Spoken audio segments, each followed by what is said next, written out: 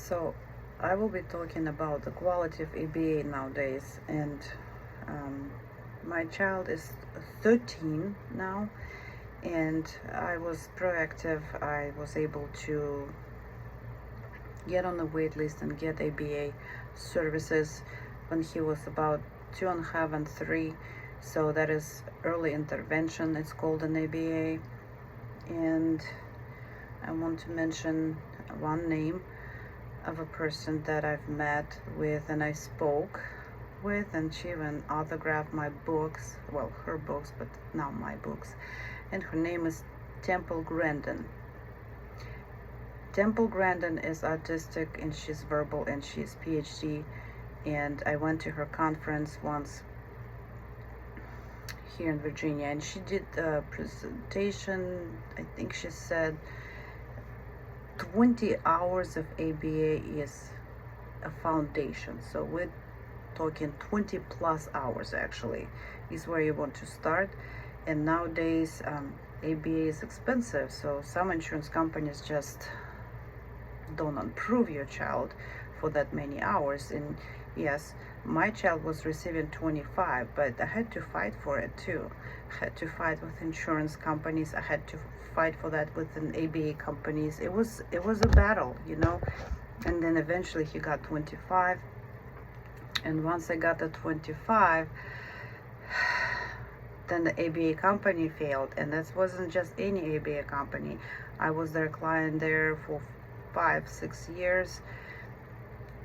They, over these 6 years, they degraded at that point in time. And degraded meaning that I was already experienced with ABA, and we've got into negotiations of, you know, provide those 25 hours was one, and second, I would really plead them to just send me a person with no experience, but the person who would be willing to learn from me, and I will train them to customize and work with my child. I will be just like a BCBA supervising, providing resources. And they couldn't even do that. So they couldn't send me anyone that would want to learn something. And that's, again, I was already experienced. I attempted to take the license for ABA technician, but then I have my own disability, and I was like, how would I even do this? And why would I even need that? Because, you know, I'm technically working with just one child. I'm not planning to go and do somebody else's child. But hopefully, if I can just talk about certain things and steer parents to the right direction. So look at Temple Grandin, and she is talking about 20 plus ABA hours, okay? And then ABA history, I was going to mention here. Yes, it is has its own history, and it has studies, and it has science behind that. And scientists were fighting very hard with commercial insurances to get that approved, because at the time parents were paying out of the pocket. Like Temple Grandin, she had a nanny, you know, and she is verbal. But I think I did say that. So back then, the ABA people were fighting for ABA to be approved by commercial insurances, and it was hard. It was long. I think 20 years or so they were fighting eventually, and there was not so much autism at the time, right? The rate was very low, but there was almost like custom based at the time. And once they got approved by insurance companies nationwide, that's when we pretty much start seeing customized ABA going towards mass production ABA. And if you look at anything when it's custom made, it's more durable. When it's on the mass production, it's made in China. Not to insult, but it is just is what it is. It's a better quality when it's customized versus when it comes in conveyor. And the ABA companies, they also take advantage now of that, because there's very high demand for services, right? They became profit now, okay? And I know that. because I dealt with a couple. They became profit, and ABA isn't cheap. It's about, back then, I think I denied ABA about 2 years ago. I just said enough, okay. But ABA isn't cheap. And if you look at the structure of those ABA companies, they have like a CEO and then assistant CEO, second, third, fifth director, you know. Then they have next layer down, there would be BCBAs. Then you would have a next layer down, supervisors. They're not BCBAs, but they, you know, they just teaching and training regular techs. And then you have techs, and the techs is actually the driven power in ABA nowadays, and I don't think it changed since I denied the services, is because they're hands-on. They doing the work. And because we have very high autism rate and we have high demand for the services, there's just not enough training, or the companies just don't want to spend money to train these people, and they pay them very low. So people are just not really motivated to come and do hands-on therapies. And then there's another thing with the BCBA. If they tell you that they're going to provide that BCBA online, forget it. It's just not working. You have to have BCBA come into your house and supervise. I forgot the ratio how they do this, but there's certain hours they receive, and the BCBA has to supervise that. If they don't show up on your door, forget it. It's not working. I've seen it all. I may go back in details about that, but this more like introduction here. And this is my experience now. When we just got the autism diagnosis, I was told try therapies and ABA would be a good to start, and that was confirmed by my biomedical doctor as well, and she recommended 40, but we couldn't get 40. We could only get 20, and I couldn't even get what, you know, I got the ABA therapy, and I was just like, oh, we got ABA, now my son is taken care of, and he's gonna learn something, he's gonna get better, right? And I had that ABA technician for a year or so. Then she went on maternity leave, and I got a substitute, okay? So when I show her some of the videos, my child was, I think, 4, maybe 4. And in 1 year, he couldn't even teach, he couldn't taught like blue and red colors, you know, blue and red. She could not teach him that. And I also recorded because I did not know what to look for. I mean, he said severe, right? Severe.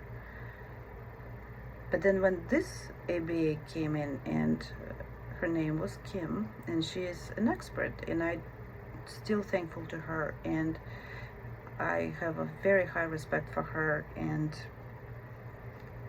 she also had 15 years of experience in special education. And she said, I wish I knew what I know now. She applied ABA. She said, I would be able to help these children way more.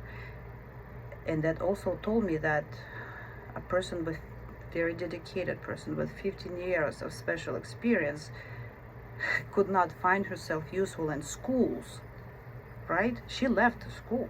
She went to ABA field instead. It should tell you something about what happens in schools. You just don't know that. I do. I may talk about this. I just don't want to do this too much to talk about. But back then, when she came in and I showed her the videos that, you know, my son is like, give me blue, give me red. He takes these two and he just throws it right back at her. And he was like 4 years old already, didn't speak, didn't recognize colors. 1 full year. When she looked at Miss Kim, when she looked at that video, she said, there's no ABA. And I was like puzzled. I was like, what is ABA then, you know? I was like, well, what you're showing me is not. The first thing came to my mind, I just lost a year with this new girl, ABA technician. I also knew that Kim was not going to be forever, because she was getting into ABA field, professional, going BCBA. But before you become BCBA, you have to do tech hours and so forth. So I knew she's not going to stay with us for a long time. So I got engaged, and I saw improvement in my child, development, learning, everything. She just started going just up and up and up.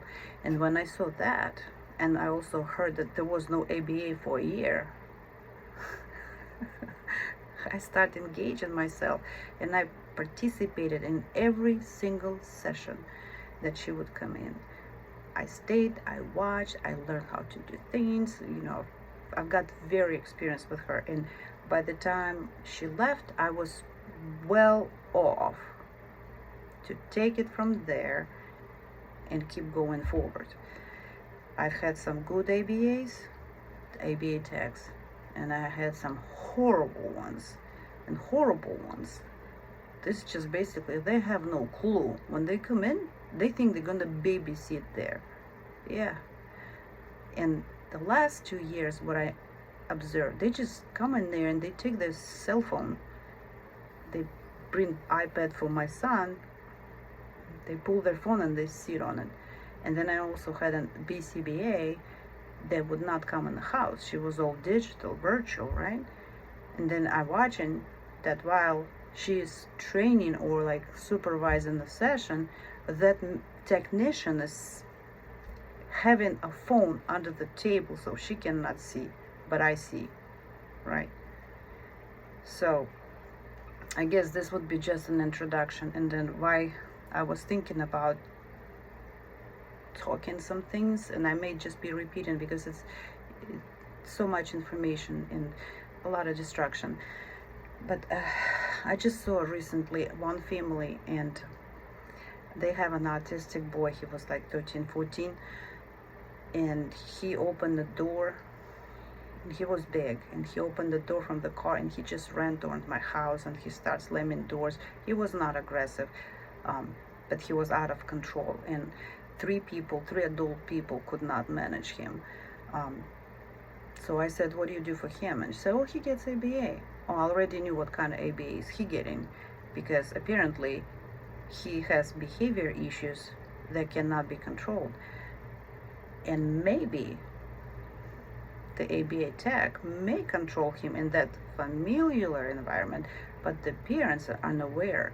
They're not engaged, they're not involved, and when that ABA leaves that he responds to, they don't know what to do with him. He's only 14 now. You cannot physically restrain him at all times. So his future is facility. I mean, they do have strong men in the family, but how much can you handle of that? When she said he's getting ABA, I already knew what kind of ABA he's getting, because there is more to it. And I just want parents to look for some signs. I guess I'm talking too long now. I will continue the next session. But this is some of the things. It's not as good as it is. It used to be when they were fighting to be approved. But now, while it's mass production, the companies became profitable. They don't pay much to techs. They don't spend much money on training them.